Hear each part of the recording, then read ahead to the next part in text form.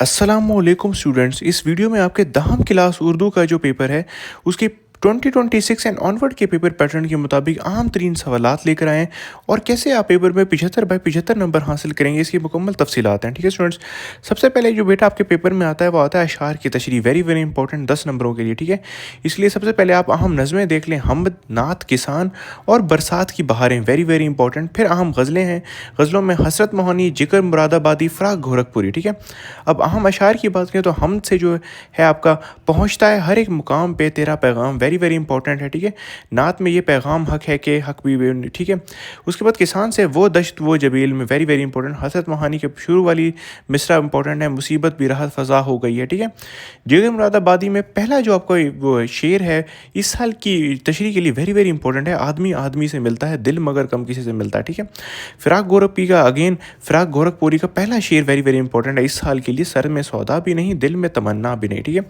पूरे नंबर आप कैसे लेंगे? सबसे पहले तो शायर का नाम लिखेंगे, इसका 1 नंबर होता है। ठीक है, फिर तशरीह के आगाज़ में आप हेडिंग लगाएंगे शेर का मफहूम और उसमें जो मेन लाइन है वो आप लिख देंगे। ठीक है, फिर उसके बाद जो है वो हवाला जात आप ज़रूर इसकी तरफ मेंशन करेंगे। ठीक है, जितनी मुतलका शेर हैं, जैसे कोई भी माइंड में आपके मुतलका शेर आता है वो आप लिखेंगे, उसके नंबर आपको, इससे आपको जो है 10/10 नंबर मिलने के जो है चांसेस बढ़ जाते हैं। ठीक है, दूसरा सवाल एमसीक्यू के बाद आपका होता है शार की तशरीह के बाद इक़्तिबास की तशरीह। इक़्तिबास की तशरीह अगेन 10 नंबर का सवाल है। ठीक है, इसके अहम सबक जो इस साल 2026 ऑनवर्ड के लिए हैं वो है मिर्ज़ा मोहम्मद सईद, परिस्तान की शहज़ादी, उर्दू अदब में ईद उल फितर, नामदेव माली, अली बख्श और चुगलखोर। ठीक है, पूरे नंबर आप कैसे हासिल करेंगे? देखें, सबसे पहले मुसन्निफ़ का नाम लिखेंगे, उसका आधा नंबर होता है।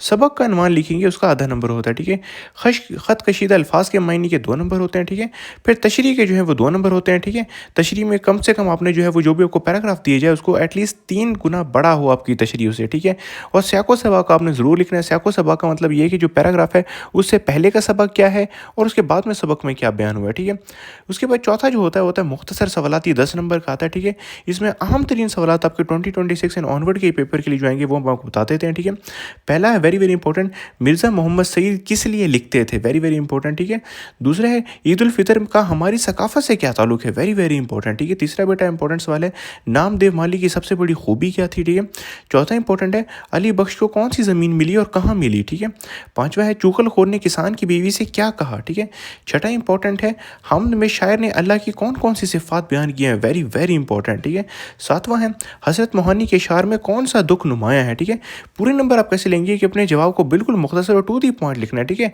2 से 3 लाइनें जो हैं वो काफ़ी होती हैं, एग्जामिनर देखता है कि ठीक है 2 से 3 लाइनें एग्जैक्ट एक्यूरेट लिखी हुई हैं, 2/2 मार्क्स। ठीक है, कोई शॉर्ट क्वेश्चन के आंसर के अंदर कोई बहुत गैर ज़रूरी चीज़ें, आपने बहुत गैर ज़रूरी डिटेल्स नहीं ऐड करनी होती। ठीक है स्टूडेंट्स, हम चलते हैं नेक्स्ट क्वेश्चन की तरफ। ठीक है, अगला जो बेटा क्वेश्चन नंबर 5 होता है वो होता है आपका सबक का खुलासा, 5 नंबर का होता है। ठीक है, अब सबक के खुलासे के लिए देख लें, ये कोई 3-4 चैप्टर जो है वो आपके लिए इंपॉर्टेंट है। Mirza Mohammad Saeed very very important. ठीक है, परिस्तान की शहज़ादी, नामदेव माली, अली बख्श, मुझे मेरे दोस्तों से बचाओ। ठीक है स्टूडेंट्स, अब सबक का खुलासा जब आप लिखने लगेंगे तो ये देख लें कि 1.5 से 2 सफ़ा से ज़्यादा नहीं होना चाहिए। ठीक है, और शुरू में अपने मुसन्निफ़ का नाम लिख देना, इसका 1 नंबर होता है और खुलासे के 4 नंबर होते हैं। ठीक है, पैराग्राफ बना के लिखने हैं, अगेन वेरी वेरी इंपॉर्टेंट, ताकि आपको नंबर जो है वो मिल सकें। यही प्रेजेंटेशन की चीज़ें होती हैं, आपको क्राउड से अलग खड़ा करती हैं। ठीक है, फिर सबक के खुलासे के अंदर अपनी तरफ से कुछ ऐड नहीं करना। ठीक है, अगर जैसे ईद उल फितर, उर्दू अदब में ईद उल फितर, इसमें कुछ कोट्स हैं उसको आप मार्कर से अपने हाईलाइट करके लिखना है ताकि आपको इजाफी नंबर जो है वो मिल सकें, एडिशनल आम लोगों की बात हुई। ठीक है, फिर जो मोस्ट इंपॉर्टेंट आपका बेटा 10th क्लास में होता है मजमून नवेसी, क्योंकि 15 नंबर का होता है। ठीक है, और वक्त की भी इसमें प्रॉब्लम पड़ती है। ठीक है, अब इसमें अहम मज़ामीन आप देख लें, मेरी पसंदीदा शख्सियत, वेरी वेरी इंपॉर्टेंट। ठीक है, मेरी, इसमें इलामा इकबाल का भी लिख सकते हैं, या मेरी पसंदीदा शख्सियत में मोहसिन इंसानियत नबी करीम सल्लल्लाहु अलैहि वसल्लम का भी जिक्र कर सकते हैं। ठीक है, दूसरा वक्त की पाबंदी बहुत बार आ रहा है, इस साल भी आने के चांसेस बहुत ज़्यादा हैं। ठीक है, इल्म के फ़ायदे वेरी वेरी इंपॉर्टेंट। ठीक है, फिर तामीर वतन में तलबा का किरदार, अगेन वेरी वेरी इंपॉर्टेंट। ठीक है, मेहनत की अजमत। ठीक है, शजरकारी की अहमियत, वालदैन के हकूक़, वेरी वेरी इंपॉर्टेंट। ठीक है, आप मेरे पास 3 होंगे। ठीक है, उसमें से एक आपने चूज़ करना होगा और ये आपने देख लेना कि उस आपने मज़मून को चूज़ करना है जिसमें ना तो आपको सिर्फ बहुत ज़्यादा डिटेल्स आती हों, बल्कि हवाला जात, मुतलका अशार, ठीक है, कोट्स, कोटेशंस, ये वाली चीज़ें आपको आती हों, तो ये आपने मार्कर से लिखनी है। ठीक है, और ये जितनी आपको जो है वो मशहूर शेरों के अशार याद आएंगे उतनी आपके लिए अच्छा है। ठीक है, ये देख लें, कम से कम आपने कोशिश करनी है 4 4 सफ़ात पर आपका ऐसे हो, ठीक है? और शानदार जितने भी इसमें कौल हैं, शानदार शेर हैं, ठीक है? वो ज़रूर कुरानी हदीस आ सकती हैं, ठीक है? अशार का तर्जुमा हदीस का तर्जुमा आ सकता है, कुरानी आयत आपको माइंड में आ सकती हैं, ठीक है? उन तमाम को आपने जो है वो मार्कर से करना है, ठीक है? यही चीज़ें हैं जो आपको जो है 15 में से 13-14 मार्क्स ईज़िली आपको आ जाएँगे, ठीक है? साथ में आपको एक सवाल होता है बेटा आपकी 10th क्लास उर्दू के अंदर तफ़हीम इबारत, ठीक है? वेरी वेरी इंपॉर्टेंट 10 नंबर का सवाल है, ठीक है? इसमें अहम पैराग्राफ देख लें, ठीक है? ये आपको बुक में प्रोवाइड कर दिए गए हैं। इसमें से इस साल इसके आने के चांसेस बहुत ज़्यादा है। पैराग्राफ नंबर 1, 3, 4, 7, 9, 12 और 15 इनको आपने अच्छे तरीके से प्रिपेयर कर लेना है, ठीक है? पूरे नंबर लेने का तरीका ये है कि सवालात देखते के पहले पैराग्राफ को कम से कम 3 बार गौर से पढ़ना है, ठीक है? फिर जवाबात इसी इबारत से निकाल के लिखने हैं, ठीक है?